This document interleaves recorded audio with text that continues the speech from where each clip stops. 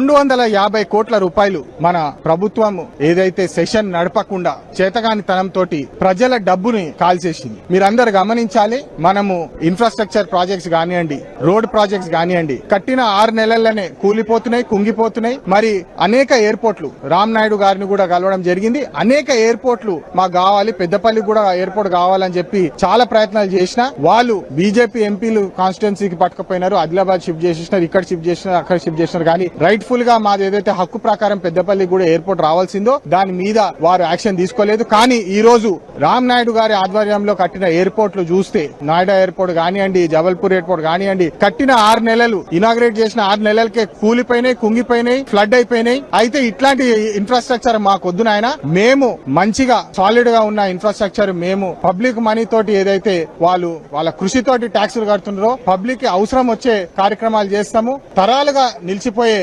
Infrastructure మేము కట్టుకుంటామని చెప్పి ఈ సందర్భంగా వారికి సవాల్ విసురుతున్నాము.